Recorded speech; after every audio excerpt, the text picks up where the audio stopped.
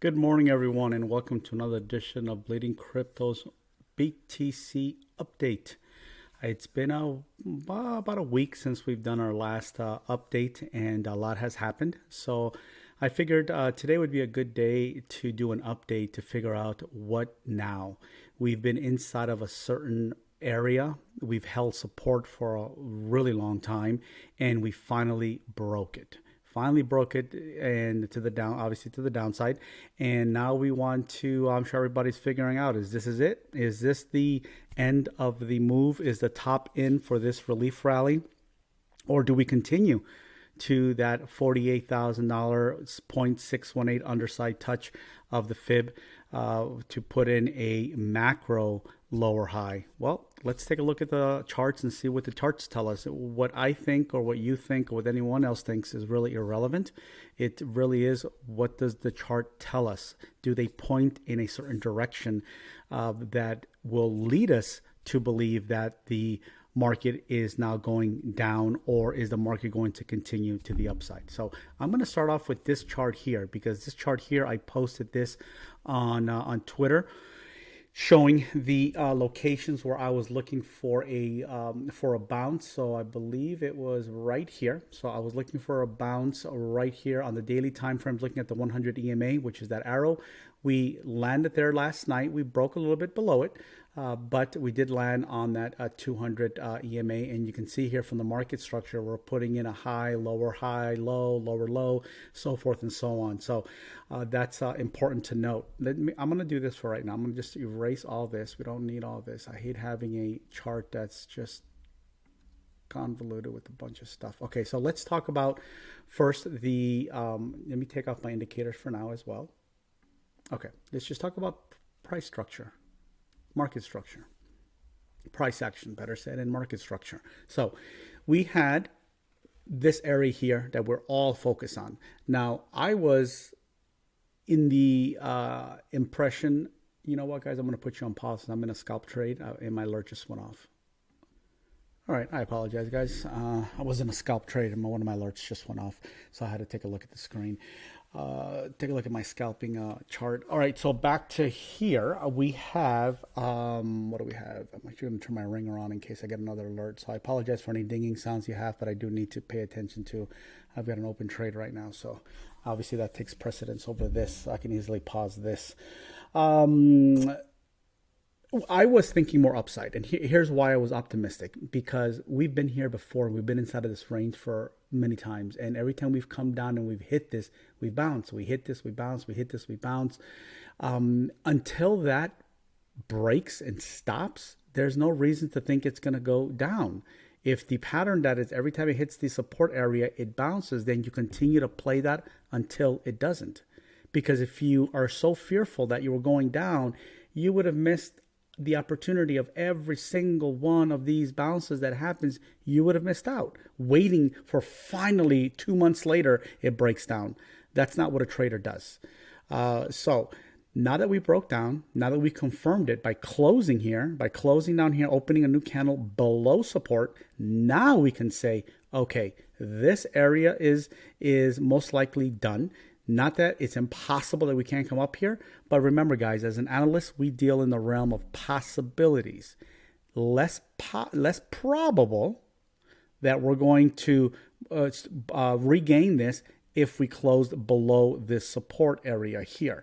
And we opened a new candle behind. We haven't closed it yet. So I guess I'm wrong on that. We have not closed this. We're still active for about another 11 hours. 11 hours. So technically we can leave a wick and move up. But look at this. Let me turn my indicators back on. Look at these EMAs. These EMAs, they matter. They matter. If you're not an EMA trader, then you don't understand. You don't understand these, and you probably won't. You probably don't see what I see. These EMAs speak volumes to me. As a trader, this speaks volumes. This tells me how bearish the market is. When you look at the 9 EMA and you look at crossing bear on the 30 and now on the 50, this adds to the probability of more downside. It doesn't add to the probability of a bounce. When these are separated, and see the way, see, look at the 90 EMA here, look at the 30 here, look at the 50 all the way down here, and look where the bounces occurred. A bounce has occurred where? Above, look, above this 50, right? Above this support, above this 30. As these are getting tighter and tighter because this is getting, the market structure is getting, the volume is getting weaker, momentum is getting weaker and weaker, and they start to cross, it now becomes less likely. Now it becomes a probable scenario that we're going to bounce into these EMAs to backtest and reject. Backtest and reject. Whenever we get too separated from the 9 EMA and on these time frames, we tend to come back to it and then continue downwards. The probability of regaining this is very slim compared to the probability of more downside. So for right now, we're gonna talk about that downside. How far down are we gonna go? Are we gonna go down to 15,000? No, there's still levels in this game here, in this high area that we have to keep in mind. So let's do this for right now. Let's go to, let's take out these indicators for right now. Actually, you know, I would like to show you guys why I like these, why I like the EMA so much. Look at the way the price action respects these EMAs on the way up and then on the way down. Look at the way on the way up, you can see how the 9 EMA carries the support. Look at the price action on this is the daily time frame, all the way up, and then when we lose it, look what ends up happening. You see, you start putting some really big bearish market structure. Then you get that breakdown like we did here yesterday. You start crossing bear, and then you start seeing a lot more downside. When you watch these as much as I have, you start to develop a quick bias on the market simply by looking at the positions of the EMAs. When you're in this here, oh, it's bull. Look how separated these bands are. Look at the trajectory of these EMAs. They're up. We're heading upwards. When they're starting to point and curl down like this, that's when you start getting concerned and you start looking for downside targets. So that just want to give you just a quick just an explanation of that. So let me hide this for right now. Let's just look at price action for now. All right. So looking at the structure, and let's go to the weekly. Let's go to the weekly here. All right. So looking at this structure and looking for now areas of potential support. What am I looking at now? Okay. So what I'm looking at now that we've broken through that support is this. This is going to be a very big area for me. Why? Because this was the very top of this move back in August 15th. We reconfirmed it back here 6 months later. Same exact level, just perfectly. This was important here because these lower highs here were a clear downtrend market structure. Then we put in a really nice bullish market structure, a double bottom here to get us back up. And this was the line in the sand for me to invalidate seeing 0.886, which is my target for last year of seeing Bitcoin go down to that target. What I needed to see for invalidation on my personal TA is I needed to see the downward trend broken. I needed to see an upward trend. So when we reached here and we rejected and we came down here, we then established a higher low against this low here. Then this candle here was very important to me because this was the confirmation of a new uptrend. This is the confirmation that we broke the downtrend. We now have a new upward trend. So now that we lost the support here, is this ultra bearish? Not necessarily. Why? Well, because in order to maintain a proper market structure to the upside, you need a series of things to happen. You need a low, you need a high, you need a higher low, a higher high, and you need a higher low, then followed by a higher high. So the breakdown of this is no different than the breakdown of this to get us to a market structure that we needed to form in order to reverse this downward market structure. So anywhere between in here is what I'm looking for. Now, technically, you can go all the way down to here, and as long as you're above here and you still have a higher low. But market structure wise, we don't normally see that. It's just like this right here. Look at this, these higher lows. We don't see this higher low stuck right here within a couple of dollars, the next one within a couple of dollars. there is a certain discipline to it, a certain respect that you look for. So typically you want to see a 382.50 or a 618, which is some of the fibs that I use for that higher low. Anything below 618, you start getting too close to the previous higher low. And again, I don't like that. It becomes very weak. It's very similar to this one in reverse. Look at this one here. So we had a high and we had a higher high here. You see how this higher high didn't have a lot of follow through. Why didn't it have a lot of follow through? It was too close to this one here. And what ended up happening? We broke down and then we put in a proper higher high. So this here became a higher high, higher low, and then a higher high. This in reverse is what I don't want to see. I don't want to see us to come here to put a higher low, because the chances are, you know what?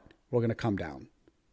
If we respect the fibs in here, there's a greater chance that the market structure stays disciplined, stays intact, and we start moving to the upside. So for now, we don't talk about lower time. We don't talk about these low targets here. There's no reason to do that, because the market structure still says that we're in an uptrend.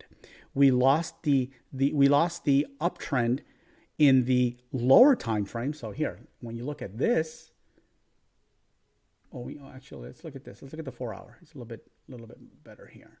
So when you look at this here, we broke the uptrend in this local, meaning that we're not bouncing off of these areas anymore. We broke that to the downside. So we broke the downtrend, which we need to eventually break that downtrend in the smaller time frames in order to get down and establish a higher low. So I hope that's making sense. So now, what are we looking for? Okay, now we're looking for this support here to hold. So first things first, let's start finding confluence. So we've got this area of strong support, and this one here too. This one, but for right now, I'm going to keep these wicks, because this right here, this signified a candle at one point, and the price just couldn't break above here. We came all the way back down. We came in here, we went here, and price couldn't break above it. So we came down here, and again, price couldn't break above it. You could use the candle bodies here as well. What happened here? Okay. I lost one of my screens and my monitors too. Okay. Anyways, let's see here. Okay. Sorry guys, I have a couple of monitors and I lost the screens on those two, and we had a little surge right now. So now we're trying to find confluence. What confluence can I find in here to determine that this is a good area of support? So now what I want to do is I want to go to the heat maps. Heat maps here shows yesterday. Yesterday, as we're going down, the whales, they rugged the support wall here. They just pulled it and said, no, screw you. I'm not supporting Bitcoin at 25,750. This is too weak. However, what they did do is put a massive, massive wall at 25,325, 300, and 275. So they doubled the wall that was here. No, actually, no, 1.5 times the wall that was here. They put it down here. So now this 25,300, where's my chart? Right here, 25,300. And what is this? 25,260. So 25,300 pretty much. I mean, this candle actually ended up high 256, 288. And this one was 214. So this is now an area where not only do we have a prior, and you know what I'm going to do here, just to make it fair, I'm going to do this here, just to make it fair, because again, we can use the candle bodies or we can use the wicks, and I need to change this to green because it'll bother me, because that's support, green is support, red is resistance. So inside of here, because inside of here is where we have those three big clusters of support, the walls, the 300, what did I say? Give me a second, sorry about that. The wall is at 325, 300, and 275. So that is inside of this box here. So inside of in here is where the market makers are trying to pull the price action. Remember, the price likes to gravitate into those yellow heat pockets. That's why we look at those heat maps, to give us a direction of where Bitcoin may go. And if it goes there, what are we facing? So we're looking for the upside targets. We know that that's going to be a pretty significant sell-off on the sell walls above, and below they're going to be significant support areas. So looking at that and then looking at this area here, that creates an area of confluence. This is an area that's most likely going to be a very strong area, and I'll be looking for a higher low in here. Now, I want to use a third confluence, point of confluence. So let's look at here.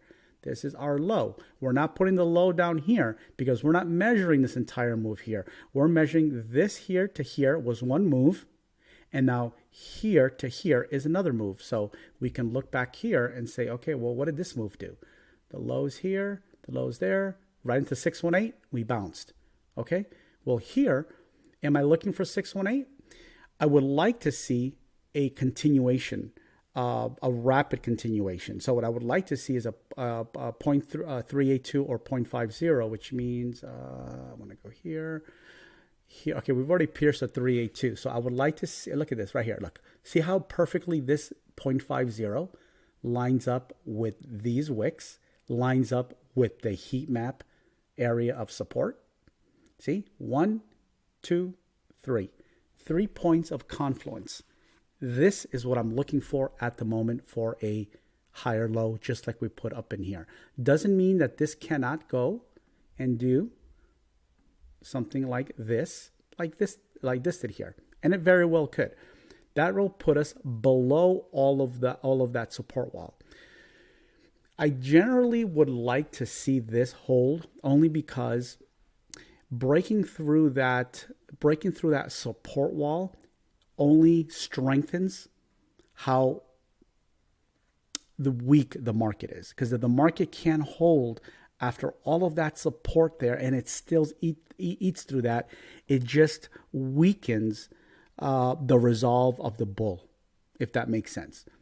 But we are still within a box that is very valid for a continuation to the upside. Breaking this box between here and here is equivalent of here and here. This high and this higher high, there was no follow through because there was you can see how weak that pullback was too low on this one here. When this came down, the pullback was too low. It needed to stretch. It needed to be pulled back a lot more, 618, and then that slingshot. So when you pull that rubber band, they barely pull the rubber band here. I mean, if you look back in here and you look at this here as a fib, what did they do here? All they did, if you look at, they just went, they didn't even touch the 382. They went just right below 236. That wasn't enough to get that to the upside. They needed to pull this rubber band back to get us that nice slingshot and get us that power move. This was a very significant candle. This was a power move. This was a candle that reversed that massive downtrend that we were in. So to think that we're going to new lows or even to these lows, you have to break through so many things. You have to invalidate so many things that it's not even worth talking about it. So I'm not going to talk about down here because, I mean, look at where we're at. Look how high we are. We have plenty of targets to hit, plenty of invalidations to hit before we can start talking about losing. And we even have this as a line in the sand. Even this down here as a line in the sand. So for right now, my focus is here. My focus is looking at the support, the next area of support, which is right here. The fib for a continuation for a new higher high. And of course, I am looking at the time of year it is. You have to take a lot of things into consideration when you're trying to do an analysis. We are in the middle of May. Okay. What happens in May? It's no secret. Everyone been taught. It's been trending this year more than any other year. But for years now, I've been telling my members, we sell in May and we go away. Why we sell in May? Because May is usually the time that people will sell into strength for the summer. Markets are dead in the summertime. Broader markets are dead in the summertime. Those guys are gone. They're in the Hamptons. They're there for the summer and they come back in September. So during that, if you look at crypto historically in the summer is dead. It's June, July, August. It's flat. We usually see bottoms coming in July and August.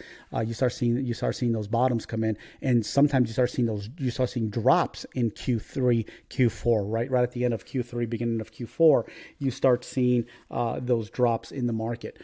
not beginning of Q3, excuse me, middle of Q3 to beginning of Q4, you start seeing that low gets put in.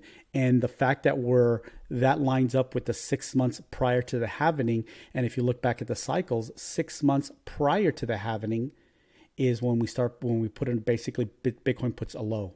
After that low, that's the last opportunity for you to get Bitcoin at whatever price it is. I'm here talking about how low it's going to get. That's not what this stream's about. This stream's about finding the next area of support. But talking in general sense, as we're looking for a continuation, do we think that a continuation is probable? So we have to keep that kind of over here. Just a little notation, a little side note, a little sidebar here.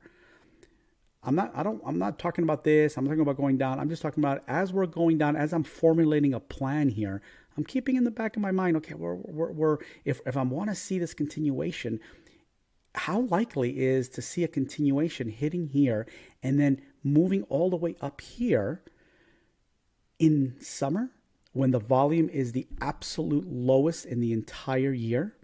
That becomes less probable. And that's going to matter because when you're looking for higher lows, you're obviously looking for a higher high. So when you start looking for that in here, you now start paying a little closer attention to the smaller time frames for bearish signals that this is not going to hold. Let's look at the signals that were put in here for a continuation. Let's go to the 4-hour time frame. And was there any signals inside of that area there? Let's go.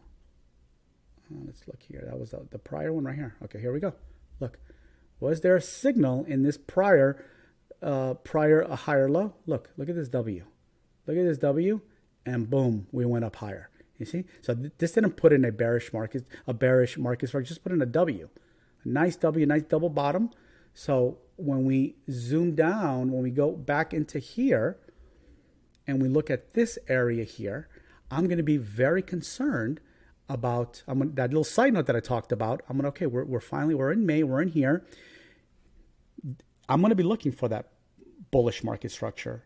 But if I start seeing if we break through here, first of all, that's going to add another tick into this side note about sell in May and go away. That's going to strengthen this side note, that there's a possibility that this is it.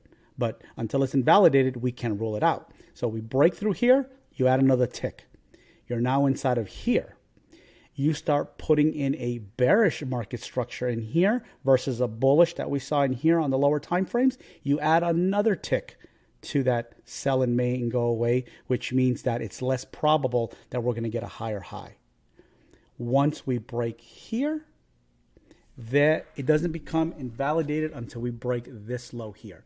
But between here and here, you now shift a probability from, I would personally give it a 90-10, 10%. If we break here, 10% that we're going to continue to the upside because we've broken through so many strong bounce areas.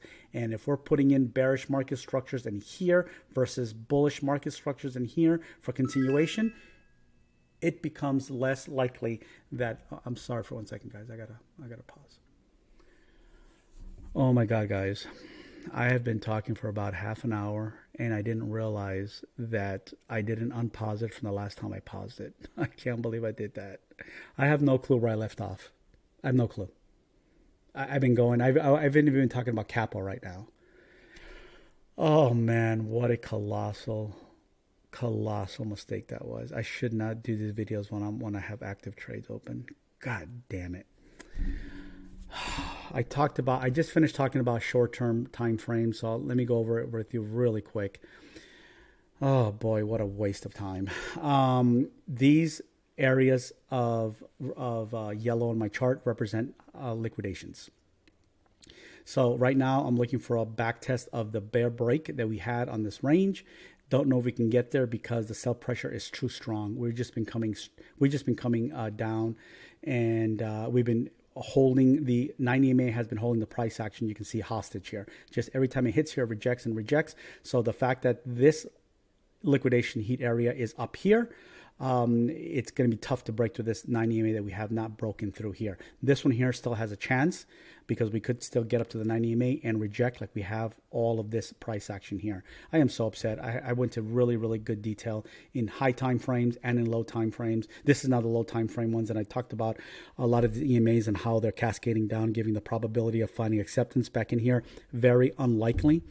Let me move up to the, you know what, let me do this. Let me see if I can back this a little bit because I don't know what you heard. So let me see if I can get all the drawings that I deleted. Man, I talked, like I said, for about half hour already. Let me see if I can get some of that stuff back. Yes. Get some of that stuff back. Okay. All right. I don't know how much of this you heard. I'll do a quick recap again. This is just, I shouldn't even post this video, but I don't have time to go through it again. So I'm just going to do a quick recap of the high macro view because I don't know how much of that you heard. Basically, what I'm looking for is a higher low to be formed. If we break this if we break this support here, we break the support from the confluence of the fib of the 0.50 continuation, and we break the TradingLite Heat Map spot support wall, and we come down into 618 and we break that, then obviously then I'm looking for a more detailed macro view versus just looking at this swing low to this swing high. I'm not looking at the top of this move to the very bottom of the bottom that we put in, and then looking for areas of interest. 618, 706, 786, and 886 would be areas of interest. And if you line these up here, you can see how well they act as prior resistance is what? Future support. So these areas all line up really, really nicely with prior resistance that would give me the confidence to at least start scaling in and not thinking about lower targets. We don't think about these about anything lower than 15,459 until we break below it. And break below it doesn't mean a wick for a liquidity sweep. It means we have to find acceptance, means that we close below it and now we're trading below it. Once we are trading below here, then we can start talking about $14,000 targets, $12,000 targets, $10,000 targets. But until then, you have to assume that these are the areas where you want to load up, because if you don't load up here, guess what's going to happen, guys? If we never break here and you don't load up here, you're now buying here. Be careful with that. All right, guys, I'm just going to end it here. Again, this was a very detailed analysis, and I'm not going to go back to capo. Well, you know what? Just let me give you a quick recap. Capo did a very nice market structure, nice bullish market structure to the upside, respected it really nicely, came back down, bounced off a major support area that I was expecting, because again, prior resistance is what you look for for future support. Bounced off of here is putting in a low, a high, looking for that lower low, and then looking for that lower high. No reason to expect anything different until it invalidates. Just like we put in a market structure here to the upside, we put in a downtrend market structure. We did major, we basically came back and back tested it, showing that, okay, people do have interest in this. We've already put 135% in the past 12 hours. Not even that, the past 8 hours, 135% to the upside. So that shows that there's a lot of interest here. Now we're putting a market structure like we did here back to the upside, and until it gets invalidated, there's no reason to think otherwise. That's just a quick recap. Again, I'm just upset because I lost so much time by pausing it. I won't do that again. I'm not going to be in a trade when I'm doing these videos. It's just incredible. All right, guys, have a good one.